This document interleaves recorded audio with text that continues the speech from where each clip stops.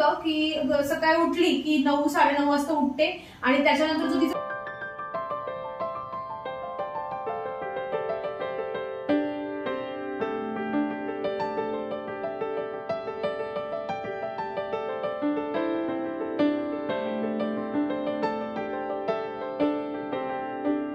High everyone, welcome back to my channel. कसे आहात तुम्ही सगळे? आज सकाळी सकाळी नवीन ड्रेस घालून जे आहे ती मी इथे स्वयंपाकाला सुरुवात केलेली आहे. कारण मी तुम्हाला सांगतेच काय होतं माहिती आहे का, की असं होतं ना की सकाळ झाली की 2-4 कामं आपल्या डोक्यात असतात की आपल्याला ही कामं जी आहेत ती सकाळीच उरकून घ्यायची. मग असं होतं ही करू की ती करू, आणि असं करण्यामध्येच मी हा ड्रेस घातला आणि मला एक शूट करून घ्यायचं होतं. मी तुम्हाला सांगतेच आता पुढे, पण त्याआधी जे आहे मी इथे ब्रेकफास्टची तयारी करते. आणि आज ब्रेकफास्ट करण्यामागचं रिझन जे आहे तेही मी तुम्हाला काही वेळाने जे आहे ते सांगणार आहे. आणि सरळ सोपा लवकर बनणारा ब्रेकफास्ट जर कुठला असेल तर तो म्हणजे माझ्या आवडीचा, ते म्हणजे खमण बनवायचं. आता याची रेसिपी मला तुम्ही परत जे आहेत नवीन लोक जे जुळतात ते मागतातच की खमणचं जे आहे प्रीमिक्स वगैरे कसं काय. मी आठवणीनं तो व्हिडिओचं जी लिंक आहे ना ती डिस्क्रिप्शनमध्ये देऊन देते. खूप सोप्या पद्धतीने बनून जातं. एकदाचं पीठ बनवून ठेवलं की सकाळी उठलं की 5 मिनिटात फक्त खमण जे असतं त्याला म्हणजे 5च मिनिटाचे एफर्ट्स घ्यावे लागतात. आपल्या ते 20 मिनिटामध्ये बनून जातं.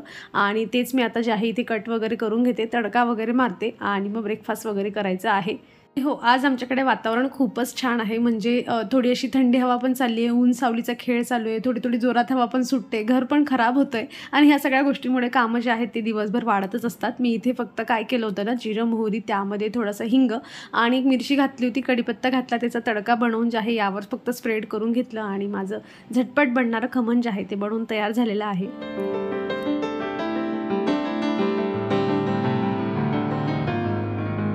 ठरल्याप्रमाणे जे काही मिशोचे असे प्रोडक्ट जे मला इन्स्टावर शेअर करायचे असतात आणि त्याच्यातलं एखादं चांगलं असेल, रिजनेबल प्राईजमध्ये असेल, कुठलाही काही वस्तू असेल किंवा ड्रेस वगैरे असेल तर ते मी इथे ज्या दिवशी जसं अवेलेबल असेल तसं मी तुमच्यासोबत शेअर करायचं ठरवलेलं आहे. कारण सगळे लोक इन्स्टा यूज जे आहे ते करत नाही. तर हा एक कुर्ता सेट जो होता तो मागवला होता आणि मी सकाळीच मस्त फ्रेश वातावरण होतं खूप, म्हटलं चला सकाळी जे आहे याचा जो व्हिडिओ वगैरे आहे तो बनवून घेऊया. आणि मग तोवर जे आहे आणि काही एवढं जास्त काम पण नव्हतं, फक्त मला खमण ठेवायचं होतं आणि तडका मारून द्यायचा होता. त्या मधल्या टायमामध्ये जे आहे माझं हे काम होऊन जाईल अशा हिशोबाने मला काम संपवायचं होतं. आणि चला म्हटलं तुमच्यासोबतही शेअर करते. तर असा मस्त दुपट्टा आहे यावर आणि फॅब्रिक वगैरे खरंच खूप छान आहे, असं काही दिसत नाही म्हणून मी तुम्हाला लॉंग असा जो व्हिडिओ आहे यामध्ये पूर्ण दाखवण्याचा प्रयत्न करते. पॅन्ट दुपट्टा सगळं काही खूप छान आहे. मी माझ्यासाठी हा स्मॉल साईजमध्ये मागवलेला होता आणि मला असं वाटतं की स्मॉल साईज परफेक्ट राहील. कॉटनचा आहे प्युअर, त्यामुळे थोडा श्रिंक होऊ शकतो. याची लिंक मी तुम्हाला डिस्क्रिप्शन बॉक्समध्ये दिलेली आहे, तुम्ही हवं असेल तर चेक करून घेऊ शकतात. पण खरंच रिजनेबल प्राईजमध्ये खूप मस्त कुर्ता सेट आहे हा.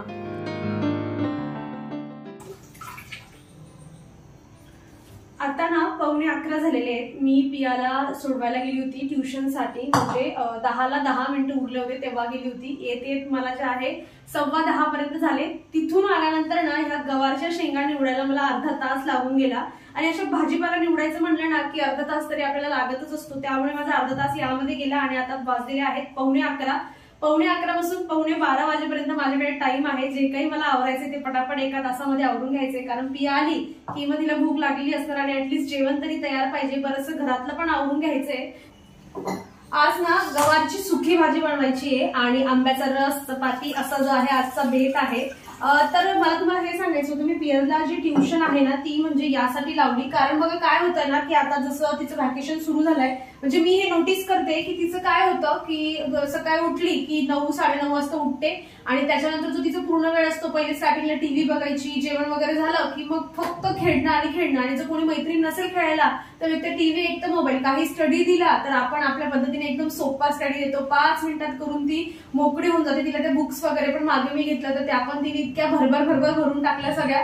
आणि मग आता म्हणजे तिला दिलं की तिचं असं असतं, स्टडी दिलं मम्माने पटापट स्टडी करा आणि त्याच्यानंतर आपण मोकळे, म्हणजे मग टीव्ही बघता येईल नाही तर मोबाईल बघता येईल नाही तर मग खेळायला जाता येईल. आता म्हटलं ही 1 महिन्याची अशीच रुटीन जाण्यापेक्षा आपण ऍटलीस्ट जे आहे तिला ट्युशन वगैरे स्टार्ट करून देऊया, जेणेकरून तिचं जे 2 तास आहे जसे की 10 ते 12 वाजेपर्यंत काय होईल की थोडी तिची रिडिंगची वगैरे पण प्रॅक्टिस होऊन जाईल आणि जो टाइम आहे तो तिचा प्रोडक्टिव्ह जाईल. महत्वाचा म्हणजे काही ना काही चांगला 2 तास अभ्यास झाला की मग आपल्याला असं वाटतं की खेळ बाई, दिवसभर तुला किती खेळायचंय तू खेळू शकते. अशा हिशोबाने मी जी आहे तिला ट्युशन आता स्टार्ट करून दिली आहे. आणि बघू स्कूल वगैरे स्टार्ट झाल्यानंतर म्हणजे तिला हेक्टिक जास्त वाटलं नाही, कारण ती 3 वाजता घरी येते एखाद तासाच्या गॅपानंतर जर मला वाटलं की ट्युशन कंटिन्यू ठेवायची तर मग ठेवेल. कारण स्कूल सुरू झाल्यानंतर पण गोष्ट अशी होते की मुलं फक्त म्हणजे एकतर टीव्ही बघा नाहीतर मग खेळा, कारण त्यांना होमवर्क वगैरे काहीच मिळत नाही आणि आपल्याला पण वेळ नसतो की दररोज त्यांचा होमवर्क घ्या किंवा शिकवा अशा पद्धतीने. तर मग मी आतापासून मी असं प्लॅनिंग करून ठेवली, जर ती तिला झेपवत असेल स्कूलमधून आल्यानंतर तर मग मी जी ट्युशन आहे तिची ती कंटिन्यूस ठेवेल. पण सध्या मी यासाठी लावली की तिची रीडिंग रायटिंग जी आहे इंग्लिशच्या बाबतीमध्ये ती थोडी जी आहे ती इम्प्रूव्ह अजून झाली पाहिजे. कारण सेकंड स्टँडर्डच्या मानाने आपल्यासारखं एज्युकेशन आता काही उरलेलं नाहीये, भरपूर फास्ट झालंय. म्हणजे असं होऊन जातं की आपल्या वेळेला जे आपण 7वी 8वीत आपल्याला जसं इंग्लिश रीडिंग वगैरे या सगळ्या गोष्टी थोड्या थोड्या जमत होत्या, ते आताच मुलांना पहिली आणि दुसरीमध्ये पाहिजे असतं आणि आपल्यालाही वेळ नाही म्हटल्यावर मग या सगळ्या गोष्टी कराव्या लागणार.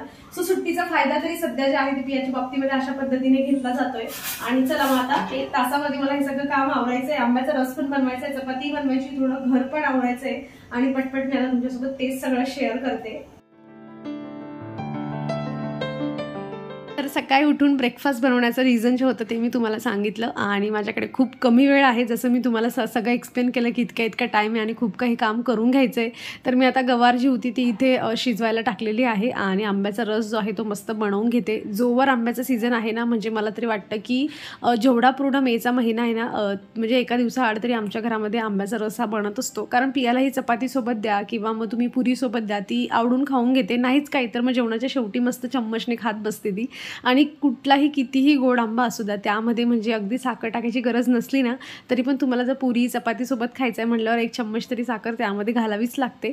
आणि रस माझा बनवून झाला आहे आणि अगदी सोप्या अशा पद्धतीने मी इथे गवारची भाजी बनवते. कारण की काहीतरी एखाद्या भाजीसोबत एखादी दुसरी पण आपण काहीतरी बनवलेलं आहे, मग त्या भाजीवर एवढा जास्त असा फोकस नसतो. थोडी पण तिची चव इकडे तिकडे झाली तरीही चालतं. आणि मी जास्त करून अशाच पद्धतीने ही भाजी बनवते. त्यामध्ये अद्रक वगैरे टाकायचं, लसूण मस्त बारीक चिरायचा, कढीपत्ता, हिंग वगैरे टाकला की एकतर मग मिरची टाकून करत असते, नाहीतर मग तिखट टाकून बनवत असते.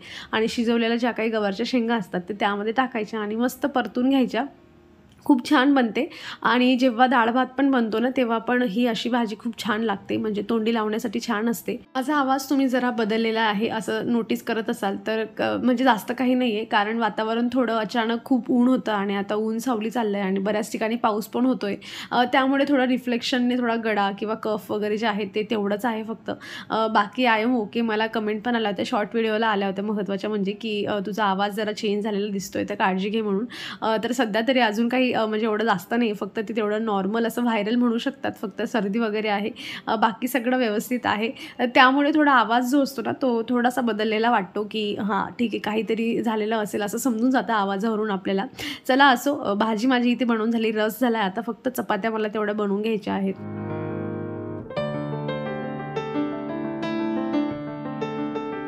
अचानक रिअलाईज झालं मला की अरे म्हटलं आज सकाळपासून काही माझ्या बाल्कनी मी तुम्हाला दाखवलीच नाही. चला, मोगऱ्याची फुलं जी आहेत ती आज आणि उद्यापर्यंतच मे बी आता उमलतील, कारण कड्या सगळ्या संपल्या आणि आता नवीन ब्रांचेसवर जे आहे ते त्याचं फोकस जात आहे. मी थोडीशी ट्रिमिंग करून घेतली जेणेकरून जास्तीच्या ब्रांचेस ज्या आहेत त्या मोगऱ्याला यायला पाहिजे. आणि आलाळमंडा पण थोडा स्लो झाला आहे, कारण की ऊन नाही. आता काल पण ऊन नव्हतं, आज पण असं ऊन पडतंय, पण एवढं जास्त असं चटक्यावाला नाही, अगदी नॉर्मल ऊन आहे. मग म्हणजे फुलं पाहिजे असतील तर ऊन पण तेवढं जास्त पाहिजे असतं, पण अशा गोष्टी होतात. मग ऊन सावलीचा खेळ चालू असला की मग फुलांवर पण जरा त्याचावाला असर जो असतो तो पडत असतो. आणि काल ह्या कुंड्यांमध्ये लावून घेतलेलं होतं, तर मी इथे जरा असं सावलीत ठेवलं आहे त्याला. आणि जर ह्या कटिंग्स ग्रो झाल्या ना, तुम्ही बघणार माझ्याकडे एवढे प्लांट्स जेट प्लांटचे होते ना, आणि मी भरपूर असे बोन्झाई पण बनवण्याचं ट्राय करेल, फक्त माझे हा कटिंग जे आहे ते सक्सेस झाल्या पाहिजे. मग बघा तुम्ही अर्धी बाल्कनी तर मी सगळी जी आहे ती जेट प्लांटने भरून टाकेल, कारण एवढं मोठं झालं आहे ते प्लांट माझं आणि खरंच खूपच बनतील. तर चला ते झालं आणि आता म्हटलं ती पिया यायच्या पहिले जे आहे ते घर वगैरे सगळं पुसून घेऊया, कारण स्वयंपाक तर माझा ऑलमोस्ट झाला आहे, चपाती वगैरे पण सगळं बनवून झालेलं आहे. आणि जितकी म्हणजे धूळ जर असली ना तर तुम्ही दिवसातून 2 वेळा 3 वेळा जरी घर पुसून काढलं ना काहीच फरक पडत नाही. पण मग एक टाईम असा येतो की अरे जेवायचं आहे आपल्याला, ॲटलिस्ट त्या आधी तरी त्या कचकचमध्ये बसण्यापेक्षा जे आहे ते घर पुसून घ्यावं असं वाटतं. घर वगैरे मस्त पुसून घेतलं आणि जेवण वगैरे झाल्यानंतर भांडी कुंडी सगळं आवरून झाल्यानंतर, कारण आज काय होतं ना असं ऊन नसल्यामुळे असं थोडं हे एवढं वाटत नाही, जरा फ्रेश वाटतं. तर तसं होतं, म्हटलं काहीतरी चांगलं जे आहे ते बनवून ठेवूया. मला मागे बऱ्याच वेळा जेव्हा पण मी हे मखाणे रोस्ट करते ना, मला कमेंट येते की त्यामध्ये की तुपामध्ये रोस्ट कर म्हणून. पण जेव्हा स्टार्टिंगला एक वेळा मी आय थिंक शेअरच केलं नाही ते तुमच्यासोबत, मी तुपामध्ये रोस्ट केले होते. पण पिया म्हणली की नाही मम्मा यातून ना थोडा असा वेगळाच स्मेल येतो, तू नको करू. मग मी ट्राय करण्यासाठी थोडं हळद वगैरे टाकून असं केलं होतं आणि तेलामध्ये केलं होतं. तिला ते खूप जास्त आवडलं. मग म्हणून मी तेलामध्येच करते, तुपाचा काही यूज करतच नाही. सो आता ते झालं आहे, तिच्या आवडीचं झालं आहे की तेलामध्येच जे आहे ते रोस्ट केलेलं तिला आवडतं. मी तर ह्यावेळी म्हणजे येलो पण काही करत नाही, हळद वगैरे पण काहीच टाकत नाही आहे. फक्त म्हटलं त्यामध्ये जे थोडं मॉइश्चर असतं, थोडं तेल टाकून फक्त गरम करून घेते आणि थोडं त्यामध्ये जे आहे मीठ वगैरे टाकून देईल, जेणेकरून थोडा खारटपणा येऊन जातो. कारण काय होतं की मुलांना दिवसभर घरी असले, जर ते घरी अवेलेबल असले की मग ते टी व्हीसमोर बसून काही ना काही खायला पाहिजे. आणि जर बाहेर कुठे खेळायला गेले तर मग काही खाण्याची इच्छा पण नसते, त्यांना आठवण पण नसते की आपल्याला पोट पण आहे आणि त्याला भूक पण लागते असं तसं. फक्त घरी असल्यावर या सगळ्या गोष्टी चालतात. मग तेव्हा काहीतरी वेगळंच देण्यापेक्षा काहीतरी हेल्दी द्यावं म्हणून मी आता सध्या तरी आहे ते मखाण्यांवर जोर देते. कारण जास्त ड्रायफ्रूट लाडू वगैरे पण एवढे देता येत नाही, गरम पडतील म्हणून. सो अशा काही गोष्टी आहे की कारण चिप्स वगैरे यापासून थोडं दूर राहिलेलंच बरं आणि घरच्या काही गोष्टी आहेत त्या केलेल्या बऱ्या.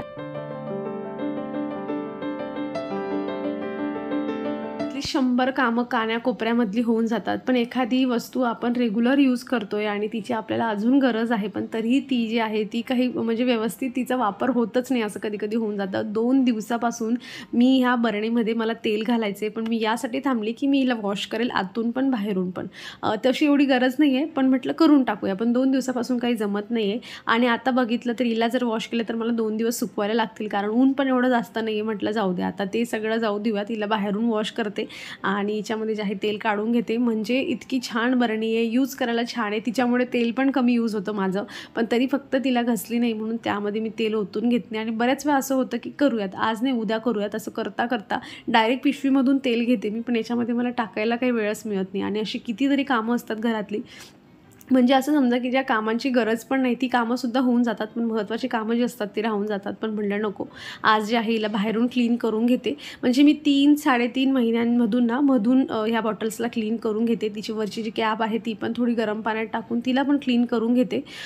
पण बाहेरून जे आहे ते असं नॉर्मल आपण घसून काढलं की चकचकीत छान दिसते. मग नाहीतर मग आपले कारण बऱ्याच वेळा आपल्याला तसेच पिठाचे हात असले काय असले की ते लावावेच लागतात किंवा मग रेग्युलरली आपण ओल्या कापडाने पुसत राहिलो तर मग एवढी खराब होतच नाही कधी. पण कसं होतं की व्हिडिओ पण आपल्याला शूट करायचा आहे, सगळ्याच गोष्टी करायच्या आहे म्हटल्यावर मग कधी ना कधी हात जो असतो तो लागतोच, त्यामुळे मग खराब होऊनच जातं. आणि म्हणून अशा पद्धतीने बाहेरून क्लीन केलं की मस्त सुंदर दिसायला लागतात, एकदम चमकायला लागतात त्या. आणि मला बऱ्याच वेळा कमेंट येते सुद्धा की ह्या बॉटल कशा आहेत काय आहेत. तर बघा जवळजवळ 3-3.5 वर्षापेक्षा जास्त झालेत मी तेव्हापासून त्यांना यूज करते. खूप छान क्वालिटी, म्हणजे दणकट काच आहे त्यामुळे ठेवताना थोडं असं ठोकलं पण गेलं, असं थोडं जोराने पण ठेवलं गेलं तरी पण काही होत नाही त्यांना. क्वालिटी खूप छान आहे महत्त्वाची त्यांची, त्यामुळे असं फुटण्याचे वगैरे चान्सेस जोवर तुम्ही हातातून ते खाली पडत नाही डायरेक्ट तोवर ते फुटणार नाही असं मला वाटतं. असं नॉर्मल धक्का वगैरे लागला तर मग काही एवढं फुटणार नाही, हातातून खाली पडल्यावरच फुटतील. एवढे स्ट्रॉंग जे आहे त्याचं काच म्हणजे त्यांनी घेतलं आहे चांगलं दणगट असं. मला असं वाटतं की काटकसर करणं ही सांसारिक जी बाई असते ना तिची ओळख असते असं मला वाटतं. तर बघा मी इथे जे तेल आता बरणीमध्ये ओतून घेतले ना तर ते पूर्णपणे अगदी एक एक थेंब त्या बॉटलमध्ये पडलं पाहिजे म्हणून मी अशा पद्धतीने ती जी बॉटल आणि ती पिशवी अशी ठेवली होती की येणाऱ्या 1-1.5 तासामध्ये त्यातलं सगळं तेल जे आहे ते बॉटलमध्ये येऊन जाईल, म्हणजे एकही थेंब जो आहे तो माझा वेस्टेज जाणार नाही. चला असो, मी इथे जे मखाणे होते जोवर मी ही बॉटल घसते वगैरे तोवर गार झालेले होते. म्हटलं चला यांनाही बरणीमध्ये भरून घेऊया. मला ह्या बरण्यांवर पण बराच कमेंट येतात की ह्या बरण्या कुठून घेतल्या वगैरे. तर तुम्ही जर ह्या अमेझॉन किंवा फ्लिपकार्टवरून मागवल्या ना तर तुम्हाला 600-650 पर्यंत एक बरणी जाते. पण मी आयकियामधून घेतल्या होत्या जेव्हा आम्ही मुंबईला राहत होतो, तर आयकियाला ही 199 रुपयाची मिळते. सो तुम्ही मुंबईला राहत असाल तर मग तुम्ही ह्या बरण्या तिथून स्वस्तात घेऊ शकतात. अदरवाईज मग ऑनलाईन तुम्हाला मागवायची असेल तर मागवू शकतात, मी प्रोडक्ट टॅग करून देईल तसं. ते सगळं झाल्यानंतर ना कालचं जे कटिंग्स मी लावल्या होत्या ना मला असं वाटत होतं की आज पण काहीतरी गार्डनिंगचं काम करावं आणि म्हणून ही जी कुंडी होती याच्यामध्ये मी पिटोनिया लावलं होतं आणि बऱ्याच दिवसापासून सुकलं होतं ते, पण मी वरच हँग करून ठेवली होती. आणि असा विचार करत होती की याच्यामध्ये जर 2-4 कटिंग्स छान ह्या जेट प्लांटच्या जगल्यात तर त्या छान अशा हँगिंग प्लांटमधून जे छान दिसेल असं म्हणून. तर म्हणूनच मी तेच माझं चाललं होतं की चला लावायचं काय याच्यामध्ये पण आणि छान वाटेल असं. ज्या पद्धतीने ह्या मोठ्या जेट प्लांटच्या फांद्या अशा खाली अशा लोंबल्या आहेत ना, तर त्या पद्धतीने याच्यामध्येही जर तसं त्याने छान ग्रो केलं तर छान दिसेल हँगिंग प्लांट. बघा अशी छोटीशी कुंडी आहे. सो मी घेतलं मनावर आणि सगळी कुंडीमधली माती व्यवस्थित जी आहे ती टाकली त्यामध्ये आणि अशा पद्धतीने थोड्या कटिंग्स घेतल्या छोट्या मोठ्या, अगदी पत्तेसुद्धा मी त्यामध्ये खोचून ठेवले की काय माहिती सगळंच जगलं तर किती छान होईल म्हणून. चला मग आता या मस्त कुंडीसोबत मी माझा व्हिडिओ इथे संपवते. अपेक्षा करते तुम्हाला आवडला असेल. कसा वाटला मला कमेंटमधून नक्की सांगा. आवडला असेल तर लाईक करा. चॅनलवर तुम्ही नवीन असाल तर प्लीज चॅनल सबस्क्राईब करा. आपण भेटूयात पुढच्या अशाच इंटरेस्टिंग व्हिडिओमध्ये. तोवर तुम्ही स्वतःची काळजी घ्या. So take care friends and bye.